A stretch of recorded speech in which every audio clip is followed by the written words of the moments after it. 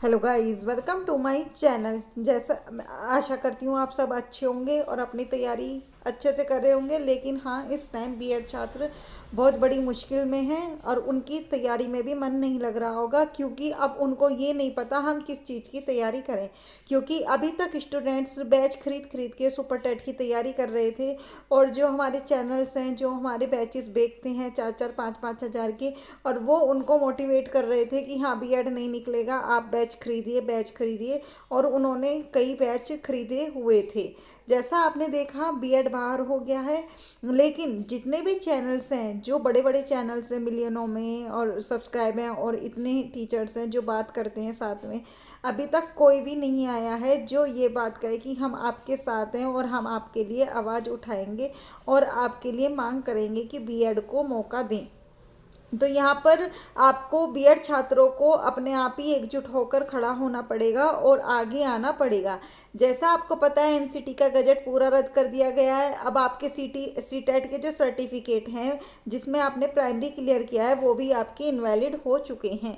अब उनका जो अभी सीटेट जिनके आए हैं, उन्होंने प्राइमरी का, अगर उनका फॉर्म जो डिजी लॉकर में भी उनका इनवैलिड शो होने लगा है।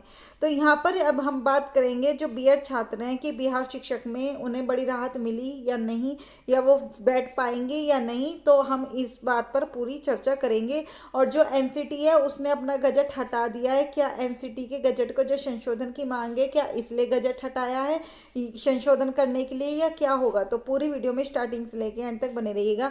और मैं आपसे एक दो चैनल के नेम बताऊंगी, वहाँ पर आप बीएड के छात्रों के साथ खड़े हुए हैं। एक तो पाठक सत्यम सर हैं, वो बिल्कुल आपके लिए खड़े हुए हैं और वो पल पल आपके लिए ट्वीट कैंपेन चला रहे हैं और वीडियो ला रहे हैं। तो आप उनका साथ दीजिए, और हम भी अपनी पूरी तरफ से कोशिश करेंगे कि बीएड वालों का वो ना हो नुकसान। क्योंकि जूनियर में वैकेंसीज नहीं आती हैं, प्राइमरी में फिर लिया क्यों था? लाखों रुपए इस खर्च करके बीएड छात्रों ने अपनी बीएड के पूरी की थी, इसलिए। और अभी केवीएस में बिहार में इतने रुपए, हजारों रुपए उसमें खर्च कर दिए, तो या तो फिर वो पैसे वापस हो। जैसे यहाँ लिखा है, बीएड अभ्यर्थियों के लिए गजट में संशोधन की मांग। अभ्यर्थियों ने कहा, बीएड को शामिल करने से स्कूलों को मिल रहे थे ज्यादा योग्य शिष्य। प्राथमिक शिक्षक भर्ती से बीएड अभ्यर्थियों को बाहर किए जाने का मुद्दा ट्विटर और फेसबुक जैसे सोशल मीडिया प्लेटफॉर्म पर छाया हुआ है। बीएड अभ्यर्थियों ने मांग की है कि उन्हें प्राइमरी शिक्षक भर्ती में शामिल करने के लिए केंद्र सरकार एवं एनसीटी संशोधित गजट लाए। रविवार को सलोरी में हुई संयुक्त युवा मोर्चा की बैठक में इस मुद्दे पर चर्चा हुई। युवा मंच अध्यक्ष अनिल सिंह ने कहा कि केंद्र सरकार एनसीटी को संशोधित गजट जारी करना पुनर्विचार याचिका दाखिल करनी चाहिए। जिन लाखों अभ्यर्थियों ने एनसीटी के गजट 28 जून के आधार पर बीएड की डिग्री हासिल की है, उन्हें सजा देना उचित नहीं है। बीएड अभ्यर्थियों के शामिल होने के पूर्व 68,500 प्राथमिक शिक्षक भर्ती में 27,000 सीटें खाली रह गई थी। कट ऑफ 40-45% अंक न लाने की वजह से ऐसा हुआ था। वहीं बीएड शामिल होने के बाद 69 शिक्षक भर्ती में 60-65% प्राप्त करने के बावजूद भी भारी संख्या में अभ्यर्थी मेरिट में न आने के कारण चयन से वंचित हो गए।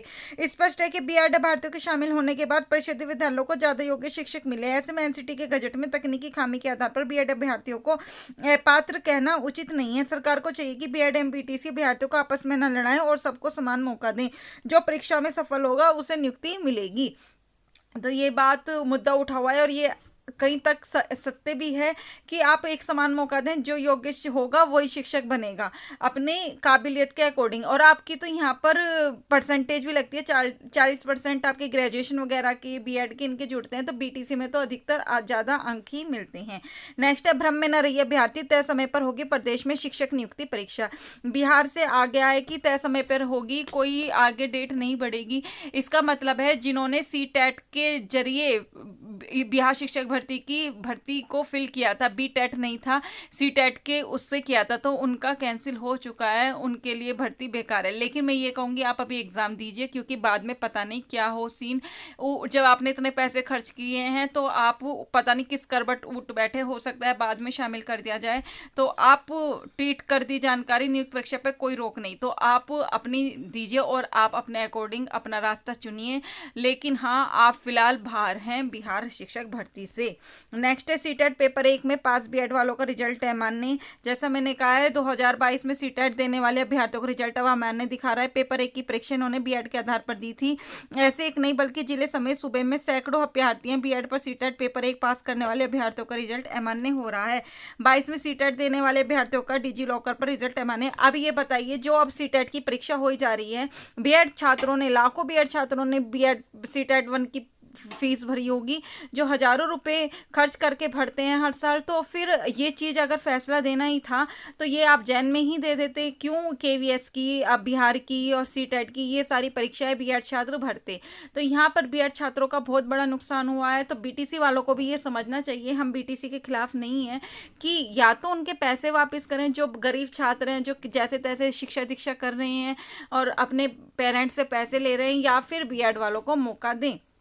जो होगा इस चैनल के माध्यम से आपको पल पल की अपडेट मिलती रहेगी। आपका क्या राय है, जो मैं बात कर रही हूँ सही है नहीं, आपको क्या लगता है बीएड शामिल होगा या नहीं, या बाहर ही होगा, जो भी आप कमेंट करके जरूर बताइएगा। चैनल पे नहीं आए तो सब्सक्राइब करके बेल आइकन प्रेस जरूर कर लीजिएगा। अब यूपी टेट और सुपर टेट भी आपका पता नहीं कब होगा, क्योंकि अब ये मुद्दा छिड़ चुका है बीएड वर्सेज बीटीसी में। जो पहले था कि आपका फैसला कब आएगा, फैसला आ गया है तो ये बीएड का मुद्दा छूट चुका है। तो भर्ती पता नहीं कब आएगी, आपके इलेक्शंस भी होने चले जाएंगे। जो होगा वो इस चैनल के माध्यम से पल पल की अपडेट देते रहेंगे। लेकिन मैं यही कहूँगी, आप और भर्तियों में ट्राई कीजिए। पैट का निकला हुआ है, पैट कीजिए, यूपीएससी द्वारा जो निकलेंगी उनमें ट्राई कीजिए। आज के लिए इतना ही, थैंक यू।